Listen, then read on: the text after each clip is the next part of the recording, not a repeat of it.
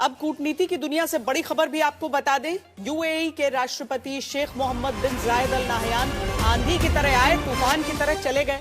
जायद सिर्फ 3 घंटे के लिए भारत में रहे, लेकिन इस दौरान भारत और यूएई में 5 समझौते और 7 बड़े ऐलान हुए। सबसे बड़ी बात, भारत और यूएई में परमाणु ऊर्जा पर सहयोग बढ़ेगा। यूएई हर साल भारत को 5 lakh metric ton LNG supply करेगा। यूएई के राष्ट्रपति ऐसे समय में भारत आए जब पश्चिम एशिया में स्थिति बहुत संवेदनशील बनी हुई है।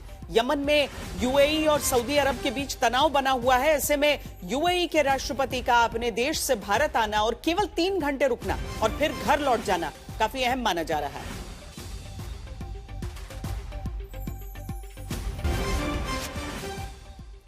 तो दौरे से क्या निकल कर आया वो तो हम बातें आपको बता रहे हैं, पर दौरा इतना छोटा, इतना तेज रफ्तार क्यों रहा, वो जानने के लिए हम आपको सीधे लिए चलते हैं प्रणय उपाध्याय के पास।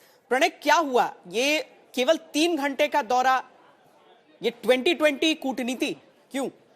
बिल्कुल, आप इसे 2020 कूटनीति कह सकती हैं। आपने कहा आंधी की तरह आए, तूफान की तरह चले गए, लेकिन किसी तरीके का विनाश नहीं हुआ बल्कि निर्माण हुआ। करीब 1 दर्जन समझौते भारत और यूएई के बीच में इस करीब 3 साढ़े 3 घंटे की यात्रा में हुए। और कहते भी हैं कि अच्छे दोस्तों के बीच में औपचारिकता की सीढ़ियां नहीं होती, बल्कि रास्ते संबंधों के सीधे होते हैं। और कुछ सीधे संबंधों का ही रास्ता था कि राष्ट्रपति यूएई के प्रिंस मोहम्मद बिन जायद अल नाहयान भारत आए, 3 साढ़े 3 घंटे रुके, प्रधानमंत्री उन्हें लेने गए और 12 समझौतों के ऊपर दस्तखत किए। और इन 12 समझौतों के अंदर चाहे परमाणु ऊर्जा पर सहयोग का मामला हो, भारत और यूएई के बीच में एलएनजी की सप्लाई को लेकर करीब 5 lakh metric ton LNG supply का समझौता हो, नए सैटेलाइट डेवलपमेंट सेंटर बनाने की बात हो, इतना व्यापक इसका दायरा है कि आप अंदाजा लगा सकती हैं कि इस महज कुछ घंटे की यात्रा के अंदर इसने यूएई को भारत का दूसरा सबसे बड़ा एलएनजी का निर्यातक बना दिया है। साथ ही भारत के जो आबादी है, भारत के जो एक्सपर्ट्स हैं, वो सबसे ज्यादा यूएई के अंदर रहते हैं। साथ ही ये भी समझौता हुआ है कि किस तरीके से